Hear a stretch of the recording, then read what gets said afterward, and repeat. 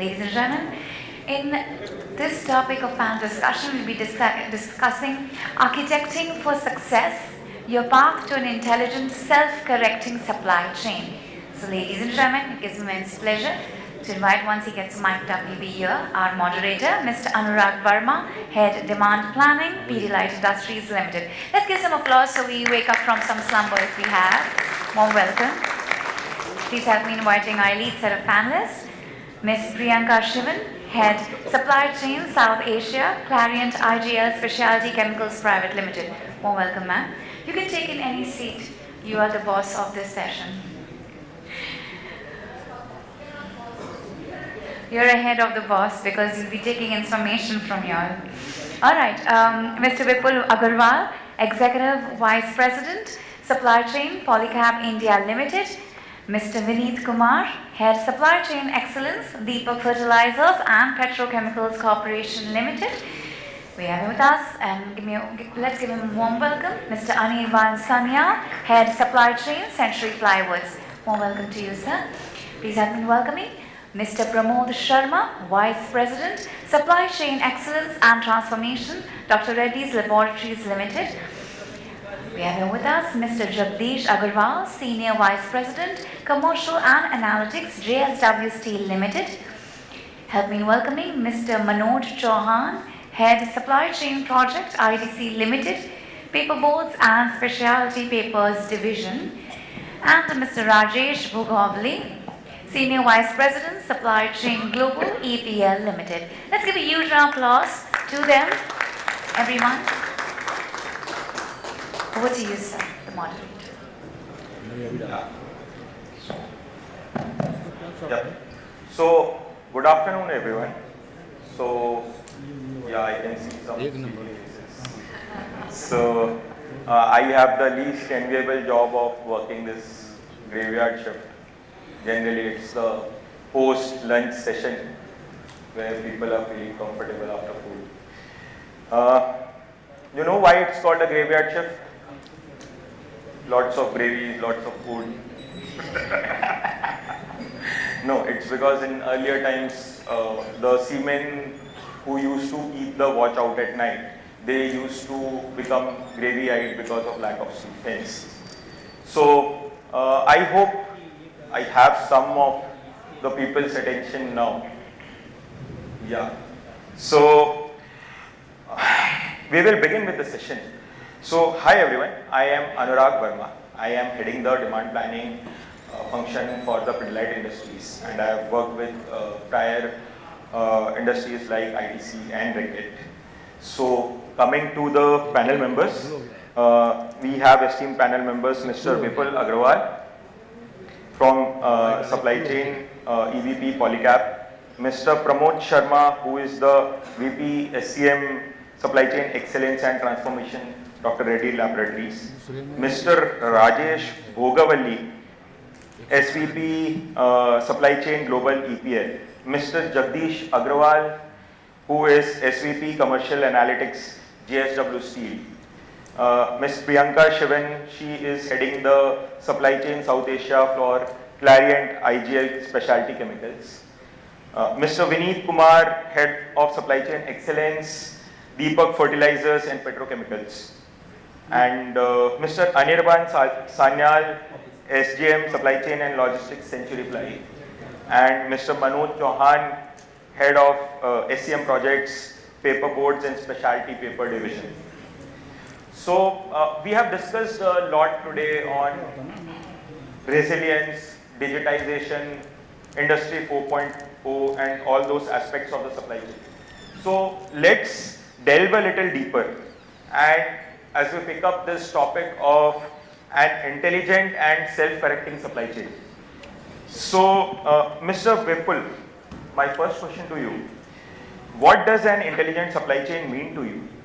And how do you see the supply chain evolving in the near future because of this accelerated digitization that is happening post the pandemic and the dynamic geopolitical landscape that is currently there?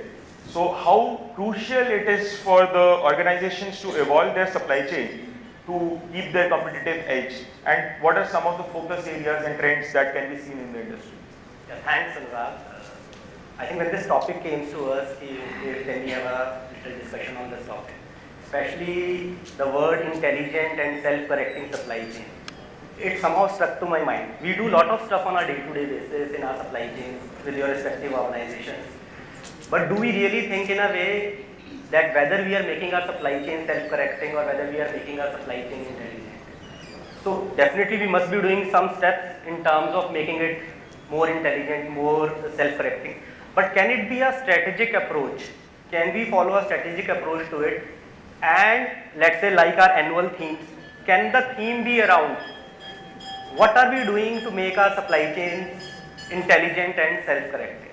And when we say intelligent and self-correcting, what does it mean to us? So one of the way to see a intelligent or a self-correcting supply chain, how I see it, is it helping me automate my decision making? So whether I'm able to write some algorithms, so let's say with all the IT development in place, or whether I'm able to automate lot of my day-to-day tasks or automate workflow, so that my day-to-day task has come to a automated decision making, whereas the human role will come in more creativity, more complex problem solving approaches versus doing the same decision making which over a period of time with patterns in place, with data in place. So we are in a decade, so let's say a decade before, we have a data scarcity, especially in supply chain with respect to TMS or with respect to warehouse management tools, where we don't know what is happening at the warehouse or what is happening in the whole supply chain. Now we have a data access. As a data availability, we have a data access. It is how we are structuring the data and what do we make out of that data. So what we make out of data with respect to the right algorithms we put in place will help us in making our supply chain self-correcting. I'll like to give an example here. So in one of my previous organizations, we were working on a, let's say, a TOC approach or a replenishment approach, where the consultant was after us, plant, RDC, warehouse. I said, no, yeah, I don't want this model only. It is a very static model and it is adding cost to my supply chain as well as movements, because every time plant to RDC is one leg and RDC to warehouse is other leg. How can we make it more dynamic, more self-correcting? If there is a product availability issue at a branch warehouse, just to example, at that point in time only RDC should get activated. So basically the point is, can we get the triggers and right triggers at the right time for the right issue, rather than just having a lot of data in place, whether we are able to get the right triggers out of that data. So a lot of work is happening in video analytics today, right? And basis that how the warehouses should run, whether the people in the warehouse are handling the material properly and sitting at, let's say, in your regional offices or head offices, whether you can track your warehouses properly. So again, rather than viewing the whole footage of CCTVs, which is next to impossible, do you get the trigger at the time and at the real time basis when the problem has arisen at the warehouse, when the person is not managing that product at that point in time, so that you can teach there and then, rather than after a week or after a month you just do some analysis of MIS. It is of no use beyond a point. So basically the point is, how do we keep on building on this self-correcting mechanism? It's like a continuous improvement. So like we do many exercises in quality control, in other functions with or production, as a continuous improvement exercise. Similarly, whether it is logistics, warehousing or planning, what is the continuous improvement exercise we are doing through this self-correcting mechanism? That's what I believe in need to be there. So that's my starting thoughts, and probably once we go through we can talk. So I just want to add here something. So we can connect on a real-time scenario. The stage, when this beautiful lady announced Anurag is the boss for this stage, so rest of the thing automatically get corrected. The seat nearby Anurag filled the last. So this is what we are doing in a supply chain also. What was happening in earlier days, we used to create a scenario. Okay, now we want to run this particular promotional activity or we want to add some new product. Let's create some scenario. वो scenario बनने के बाद में it used to in a visible shape in 2 days. Till that time, even though boss was not knowing कि मैंने मांगा भी था या नहीं मांगा था. So now at this point of time, with the effectiveness of tools data, we are making this on a real-time basis how you can get your decisions, but ultimately decisions will be on the basis of your experience and the data which is in front of you. So this is what is happening at this point of time, and more you will use data by putting your own intelligence with your past experience and the futuristic approach with your own intelligence. So this will get corrected and your decisions will be, your failure rate of decisions will be lesser. Very insightful, Vipul and Vineet. So, a few important pointers which you mentioned about that this should be more of a strategic approach, and we need to move towards continuous improvement and actually automate the decision making. So, Mr. Pramod, my question to you is, how can the leadership, which is the CEOs and the CEOs of an organization, assess their current level of supply chain maturity, and how can they bring this strategic approach and the roadmap to build their supply chain from a fragmented state, which is the siloed state where different departments are working on separate agendas, to an integrated state where there is a real-time end-to-end visibility. So can you share a few examples from your experience where this digitization and automation journey has helped organizations unlock the potential for themselves? Yeah, sure. Thank you. So, I am audible there? So, very good topic and very good question. So, for a CEO or a CEO, it is very important to understand that how the supply chain strategy is aligned to the organization strategy. So, all the organizations compete on different competitive advantage. Some compete on the basis of cost, some compete based on the innovation, and some compete based on the customer service. So whether the supply chain strategy is aligned to that or not, that is the first question that a CEO and a CEO should ask. The next thing is to identify that what are the key processes or key KPIs which a organization needs to excel in their chosen area of competitive advantage. So once that is identified, the next stage is to identify a maturity model, and that maturity model I personally like the Gartner maturity model, which talks about the 5 stages of supply chain.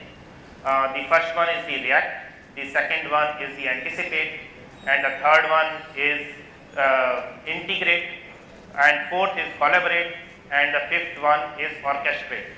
So these are the 5 levels of maturity in the supply chain, which organization based on their business models, based on their KPIs need to identify and accordingly tweak this model to suit their business requirements, their business KPIs. And then once you are done, then what does these stages mean? So react means that you are very silo functioned, as you pointed out, and we are functioning like that for ages, that we have different departments focusing on different their own KPIs, their own Excel sheets, the information flow is not unique, and we are chasing behind servicing the customer order. That is the first stage of supply chain. And the next stage is to anticipate, where each of the functions which are involved in supply chain functions. Here when I say supply chain, I don't say supply chain is only a planning function or a sourcing function or a logistics function. The supply chain is the entire organization. So for a customer, your entire organization is supply chain, right from the point you are giving the order and he is getting the order back, service to him. That is the entire supply chain, which includes manufacturing, finance, planning, production, sourcing, everything is involved in that supply chain. Now, how you can anticipate across these, so all the functions gradually become more focused, standardize their processes, and go to a more advanced level of functional excellence in their vertical. The third stage of this supply chain would be where you integrate inside the organization. So within the organization, you see that whether finance is aligned to the production plan, sourcing is aligned, procurement is aligned, the logistics is aligned, planning is aligned. So every functions. So it is a optimization across the functions where you drive the excellence and everybody looks at the same thing. Here there are technology pieces like IBP comes in which supports.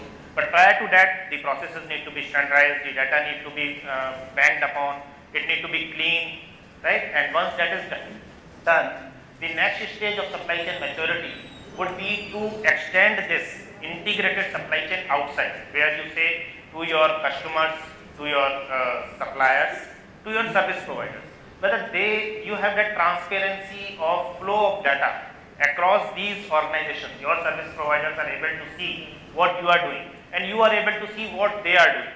So that transparency, that trust and the extension of those processes across the organization need to happen. And once you are reached at that level of maturity where, here things like you might have heard like collaborative planning, forecasting. So these collaborations need to happen. Whatsoever you are producing, is your supplier campaigns aligned with production plans or not? Is your service provider is able to see when your goods getting ready to ship it out? So all that visibility need to flow in the organization and across the organization. If we are able to achieve this level of maturity where you can use various technologies which are available, I don't want to name over here. And then the next level of HR is a multi-enterprise integration.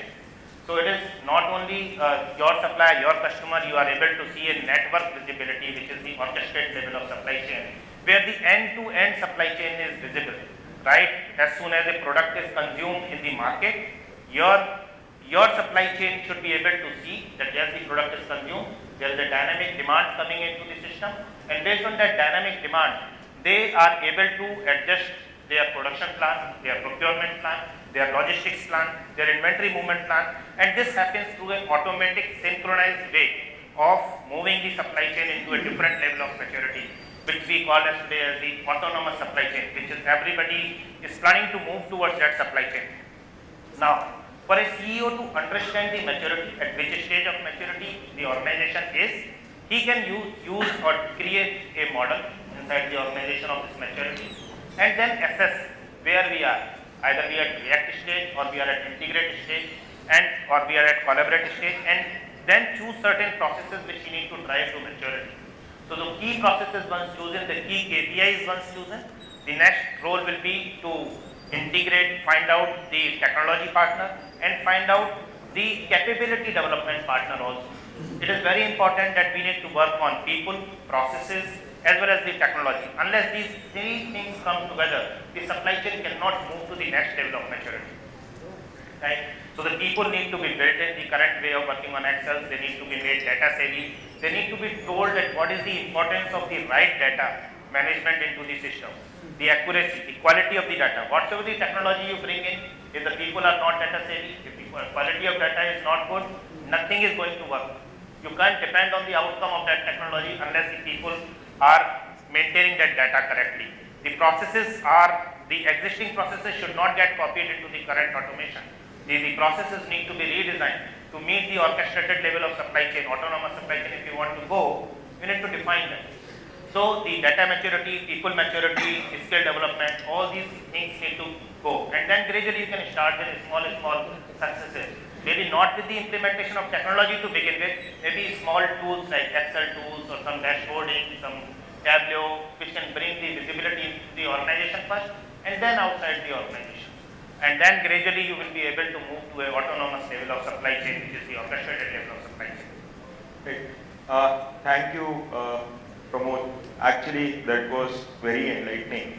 So you mentioned about the different stages of the supply chain, and like you mentioned, people, process and technology, they have to come together.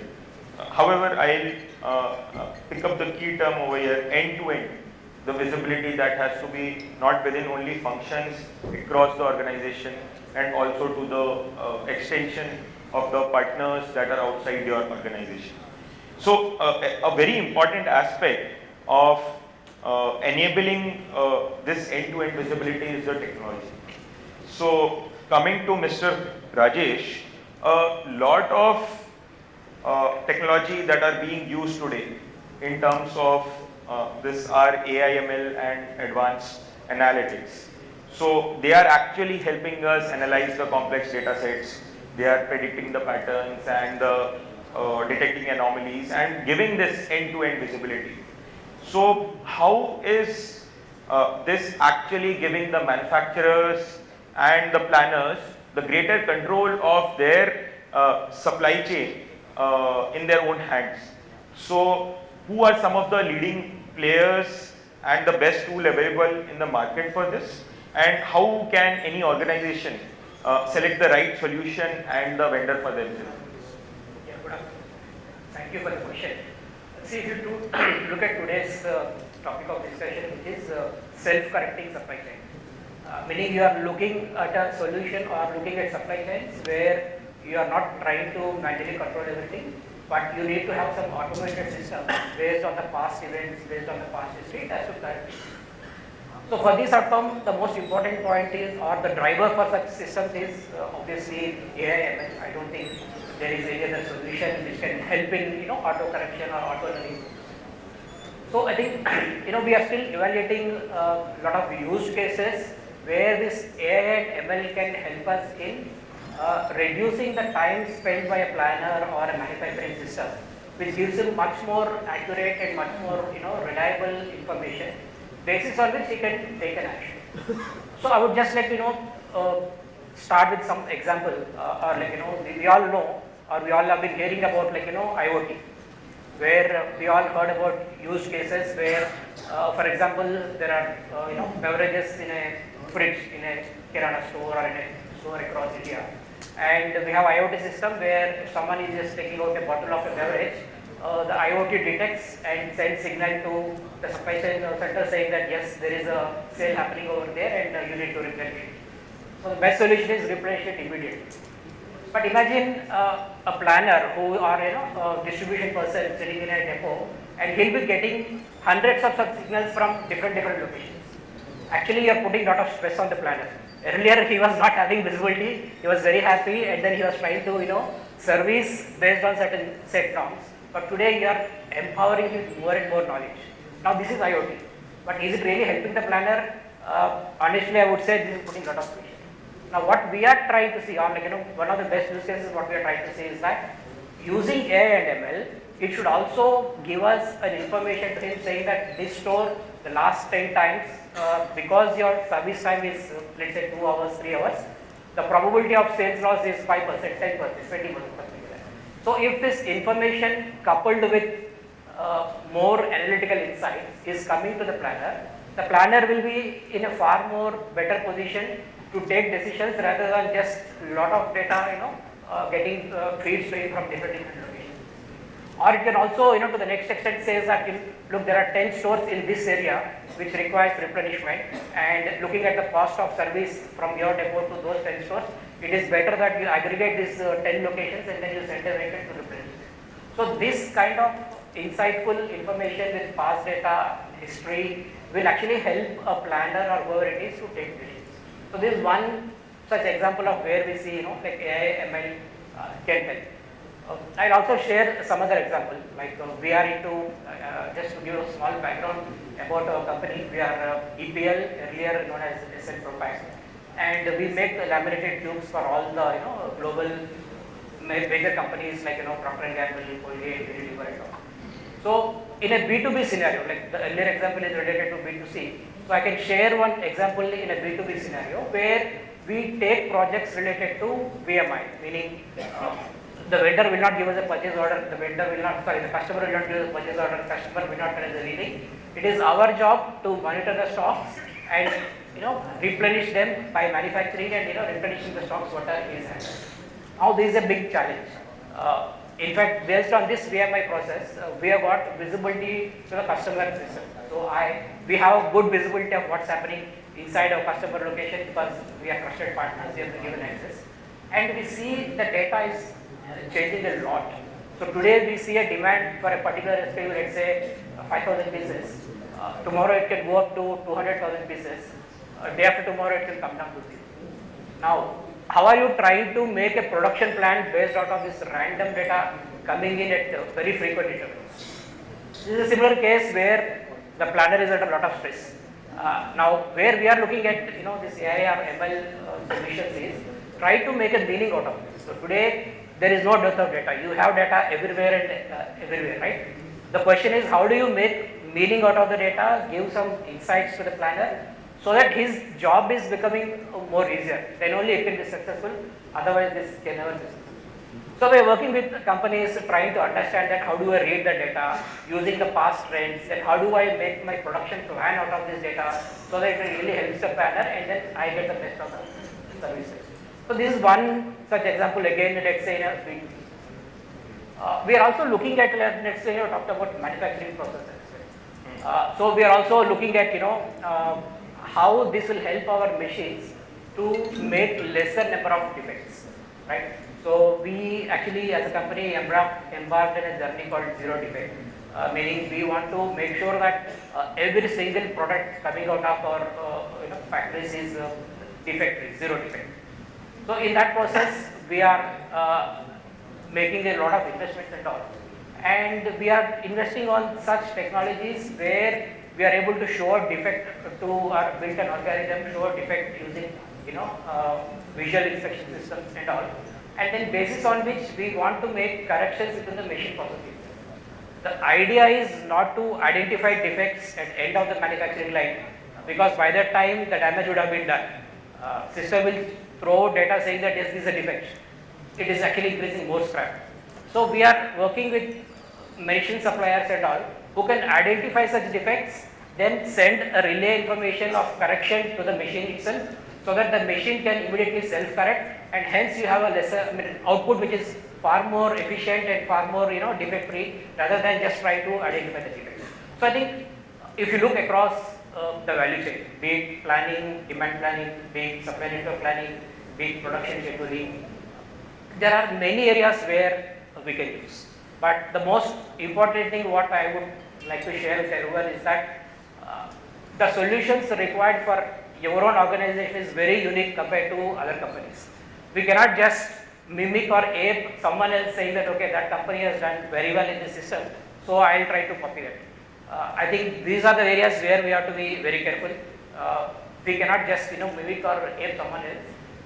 Let's understand our organization, what are our bottlenecks, what are our pain areas, and can we work with there are a lot of service providers in this world, and who can help us in trying to reduce the pain or bottleneck for our processes, so that the net outcome or the result will be much more satisfactory, and we can have much better life to our at least our team members who are everyone knows in supply chain how difficult and hard it is for every person in the supply chain. How do we make the life of our supply chain teams more better? I think that's the major objective which we are looking at, and I think these are one of the areas which we look at. Thank you, Rajesh. I think the key points which you mentioned about, it's not just about getting the data, how to get the data and identify the trends and patterns from it, so that we move towards exception management rather than bombarding people with the data, be it across manufacturing or B2B or B2C. So moving further, we talked about VMI for PNG and all. So Mr. Jagdish,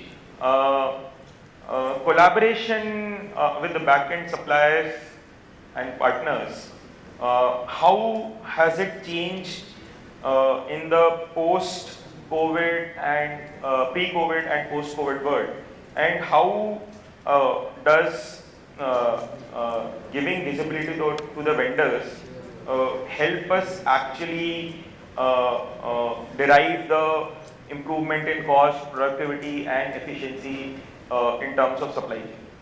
Thank you very much. I am Jagdish Aggarwal, representing JSW Steel, and we are a fairly large organization. We have about 15,000 odd vendors who meet our requirement, and I can just give you an example. Pre-COVID, we were operating the plant fully. During COVID, we operated the plant fully, and post-COVID also we continue to operate the plant fully. Now, what has changed during this period is pre-COVID, we had one particular plan, and which was largely driven vendor specific. Most of the materials were vendor specific, vendor A, B, C. 15,000 vendors used to supply us the material. During COVID, there were a lot of issues in the supply chain process. So that was a learning for us. We tied up with both our domestic vendors and our overseas vendors, asked them to set up shops within India, whether you call it close to our plant or free trade warehouse zones, so that they could bring the material, keep it in a free trade warehouse zone within India, close to our plant, and whenever we needed, they bill us. So it was VMI. Then we went a step forward. With some of the vendors, we started having total management contracts. So they would be bringing the material, keeping it at a place close to a plant or within our plant premises, and then they would be billing to us on a rupees per ton of steel produced by us. So that was one particular thing which we did. During COVID, I believe it made our organization more stronger, more agile, and so that was one particular experience which I would like to share. That we did not have a single day of plant which was shut down during the COVID period. Then with respect to on a continuous learning, yes, we had lot of, I would say, CFTs, cross-functional teams, both at the site and the corporate office, which work on joint projects and the topics could be mitigate risk through an alternate product development or an alternate vendor development. And these projects keep giving us some benefits time and again. With respect to engagements with the vendor, initially typically the contracts were for a period of 3 months to a period of 1 year. Today we have contracts as short as a spot contract for 15 days to as long as 10-year contracts. And for that, data analytics plays a key role. So we have some of the long-term contracts which are index linked, and they at a regular frequency every quarter, based on the index, they move. And just to ensure that we have some proper mechanisms in place to see that the prices, we take the best of both worlds, a volatile world as well as a steady world. So usually our preference is domestic vendors, but at the same time it needs to be truly globally competitive. So that's what we have been doing and have been fairly successful on that. I think the amount of vendors, 15,000 that you mentioned, that you manage, and then obviously to build resiliency, alternate vendor development, and to which Rajesh was speaking about, zero defects and predicting the failure. So all this links back to the end-to-end visibility and linking back to the advanced analytics which can be provided by the real-time insights. So moving to Priyanka. So while we have covered the procurement part, we will touch upon the planning aspect. So in the planning processes, currently majority of the organizations, they have a very centralized SNOP processes, and there is a lot of latency in terms of the data, information flow, and latency in terms of the decision making. Sometimes this is due to because the data being too big and people not responding in a timely manner. How often we see that a decision could have been taken but it was delayed till last moment. So how will intelligent supply chain pick up these real-time signals and help us towards a continuous and closed loop planning approach? So with the technologies of AI, ML and advanced analytics, in this case also in chemical industry, how can we move from this centralized SNOP process towards the process of integrated business planning or sales and operations execution process? Yeah. Thank you, Anurag. So the last part of the question that you mentioned, I just want to put some clarification over there. Is like when you say that moving from SNOP to an SNOE process, I would say that based on the nature of the business that we all share, these are two different processes, right? And there is no question of moving from one to the other.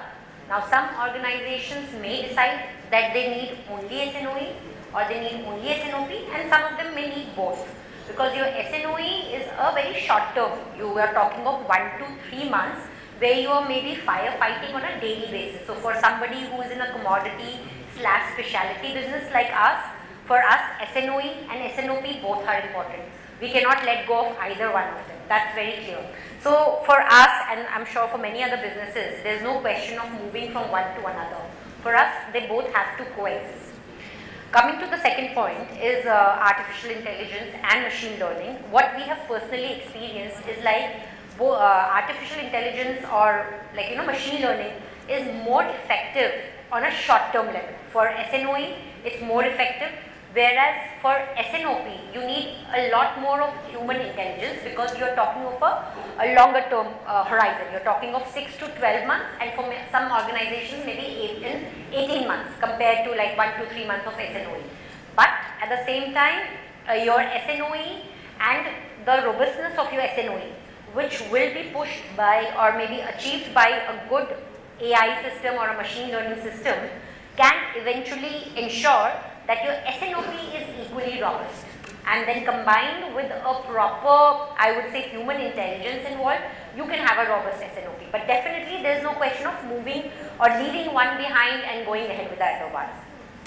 Also, I think many of our colleagues over here have already spoken that how the information of the data. So now in today's world, we have no lack of data actually. In fact, I would say we are unfortunately, we are under a mortar, like a huge dump of data.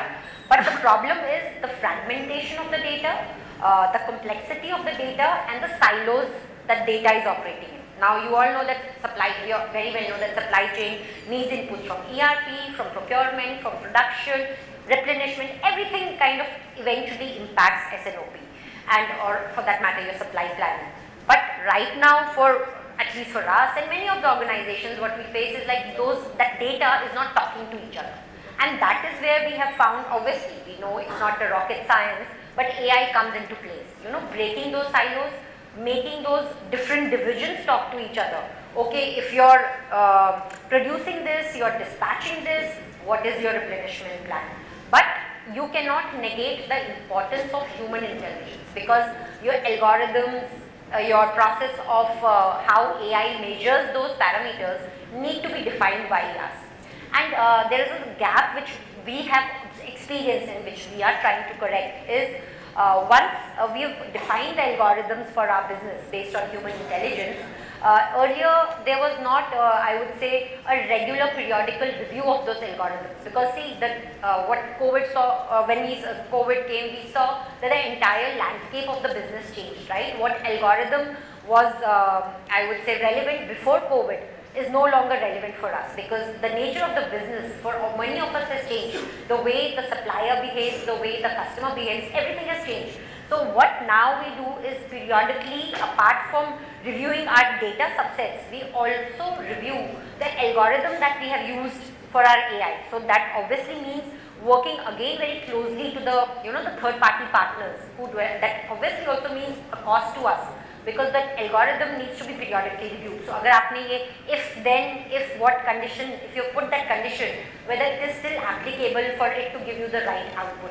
So that periodical review of AI is very important. But one point I would want to focus again is like, I don't think so SNOE and SNOP can work separately. I really believe that both of us have worked very well for us. And you need both, especially if you are in an industry like us, where commodity as well as specialty, and they both will work very. So SNOE will ensure that you have a very robust SNOP process, also and a successful SNOP process. So yeah, they both have to coexist.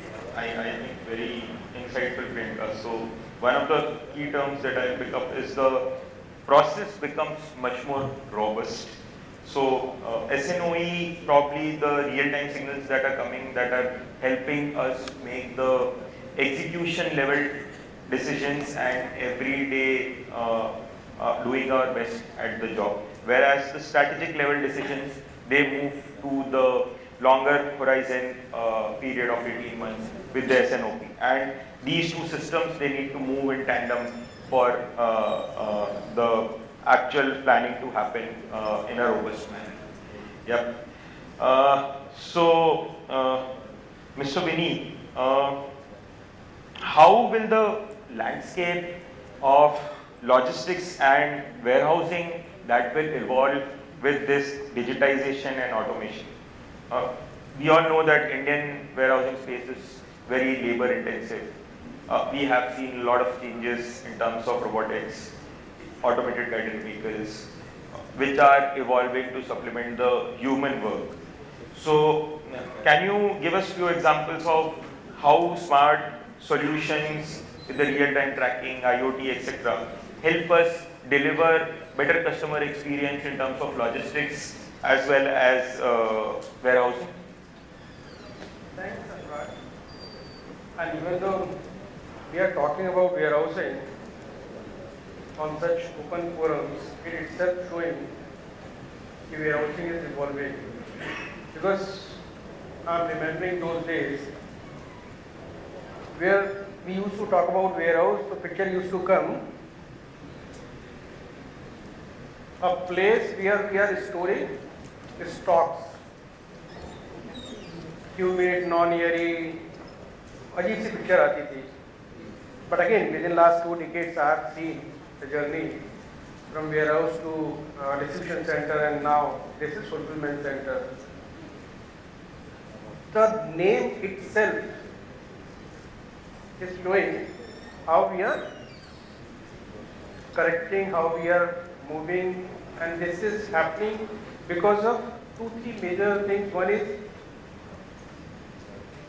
the changing business behavior, the policies, and the need.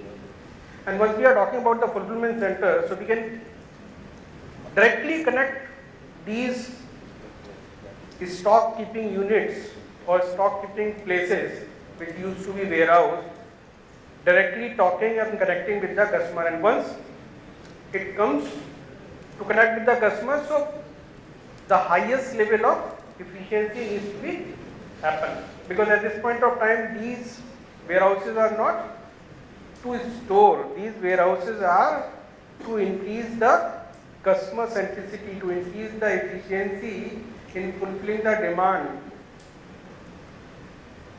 The initial phase was in 2017 when we went into this GST. The decision was more into the customer fulfillment. The place, my business footprint is planned on the basis of how we are going to be closer to the customer rather than the only and only fulfilling the basic compliances and all. Fortunately, we as Deepak Fertilizer using all 3 modes. We have this warehousing concept also, we have distribution center also, we have fulfillment center also, considering the different need of the products and different verticals within the business itself. During the change, warehouses become bigger from horizontal to vertical, from 10-15 odd SKUs to 1000 odd SKUs. So it becomes humanly impossible to manage these complexity. And then technology came into the picture to handle this complexity, because human being cannot see what is happening and what I am keeping at 10 meters. So to manage this complexity, to increase the customer centricity, because now it is not I am just keeping my stocks, I am producing and keeping. These are the centers which are day in day out fulfilling what orders are coming and how it is getting to the customer within the least cost and within the least time. because your profitability, because somebody was saying the supply chain is the thing, cost center. No, supply chain is not the cost center now. Supply chain is a key backbone of your entire chain, because you are sitting in the center of the stage, connecting with the customer, connecting with the supplier, connecting with your production team, and playing with all the inputs to make your business profitable. You are running day in, day out scenarios. Yes, we are going to produce this. So how we are going to be in a place in market, and if we are going to produce this, how we are going to be in our balance sheet in bottom line. And making a balance out, how we are going to fulfill. You were saying during this thing COVID, the good part, he has never seen an incident of production out. But again, there is only and only a single line, ki production out. But what to be produced, and whatsoever we are producing, it should be with the limitations. Even though in my case during the COVID, we were having stocks at port, but we were not able to move these stocks from port to plant. So whatsoever we are having, we have to make this. So now to handle these complexities with the data available, it is not possible to do these all circus of data in Excel, simple spreadsheets and all. So now you have to put your brain, create a scenario building, whatever Priyanka was saying. I'll share one example in addition of Priyanka's this thing, because we have created something with the help of artificial intelligence on a real-time basis, self-correcting requirement generation program. Vineet,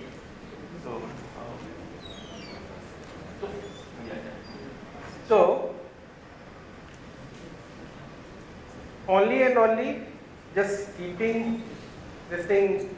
Now earlier it used to be only and only everything was driven with a labor intensive, because it was not practically possible. But now we as an organization, even though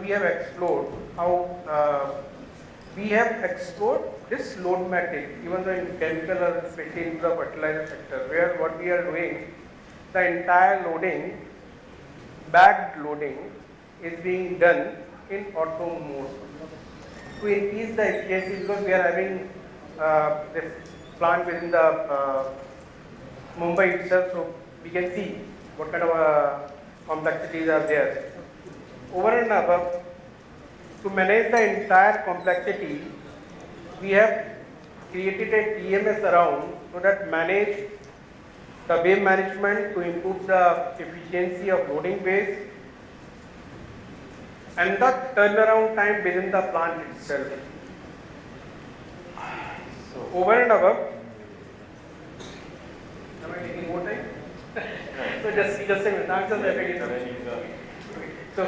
so over and above, this PMS is directly connecting with the customers. So once my vehicle is coming in and going out, this all is well connected with my customers. So moving to Mr. Aggarwal, we spoke about warehousing. So obviously, how can the inventory be managed in a better way using this intelligent and self-correcting system? So any specific technology or the tools that you would like to recommend? Yes. I believe we are running short of time, so I will not take more than 1 minute. To answer this, I will use two alphabets. One is the C for complexity. So on a lighter note, we need complexity to justify our CPC. Otherwise, like supply chain is what? Nothing. But actually supply chain a lot of complexity. So one of the complex element is the inventory. So in our organization, we are using another alphabet is T, that theory of constants, to achieve the on time. So basically it's a game of OT, the on time in full, right? So to achieve the OT, we are using the TOC, and that brings us another one T is the traceability, another T is the trackability, and the third T is time. So because end of the day it is a fight or run against the time, that how fast I can be up ourselves against the C, the competition, and we have to end of the day to cater to another C is the customer. So to arrange the C with the T is our answer is DOC, the theory of constant. Thank you, Anurag. So very quickly, I will move to Manoj. So we have spoken about procurement, logistics, planning. However, one final aspect still remains. It is the people. So how can organizations implement this change management and drive this capability building within the people to actually move towards the intelligent and self-correcting supply chain? So, do you think there is resistance currently within the people to not use the tools because of non-reliable data from the experience? And how can this gap be bridged for this change management through the learning and development tools? I think your question is also very appropriate, and also the timing is perfect because we just started a supply chain transformation project. We are pretty fresh in that. And this is the largest animal, or I would say the invisible elephant in the room. People is the one who are going to run the technology, use the technology and run the processes. So the most important pillar among the three, if I have to pick the thread from last 2 days discussion, is people over here. Because they are the one who are going to run the show and they cannot be neglected. So the change management is a very, very large animal, and larger the organization, bigger it is. Conventional the organization, more difficult it is, and we are already facing it. I think I'll like to answer it in 4 points. First is that as a project manager, since I am running the show right now, I have to be prepared for it. Prepared for it means I have to accept the fact that it is going to come.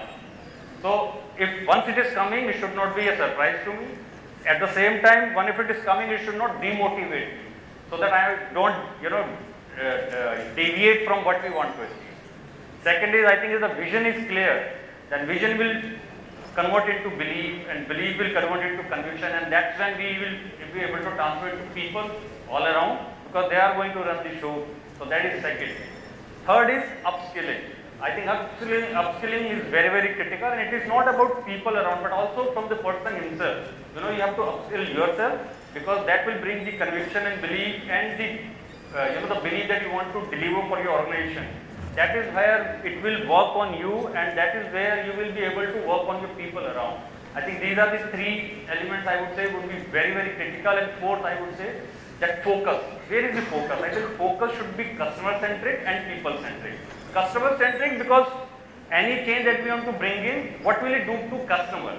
Because their experience, if I am able to improve it, then I think bringing the change will be a bit more easier. Second is, what will be the impact on people, because they are going to drive this change. If it's helping them, whatever time, energy, resources they are putting it, if it is helping them to bring or make a process little bit more simpler, and the adoption will be high. And once the adoption is high, because for any change there will be a resistance. So there will be some people who will adopt it early than others. So the early adopters will become the propagators, They will be able to, they will be a showcase for you to, encourage others to bring this change. So I think in a totality, change is a very big animal. It should not be neglected, and I think you will start facing it early in the project itself. I think, Manoj, you very appropriately summed it. This change is going to come, whether we like it or not.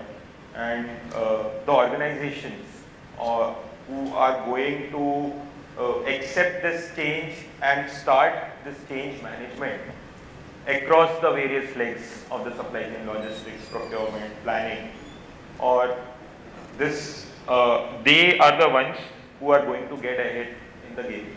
And this is the way towards the future, where a lot of things will be automated, the data will be visible across the functions real time, and this is where we see the supply chain actually moving towards the end of the decade or probably in the next 10 to 15 years.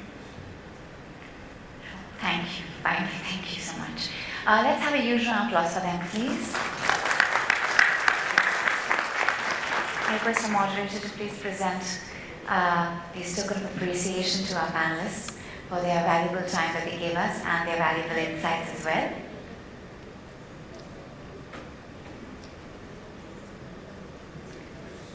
We'll have a group picture and then we'll give the mementos.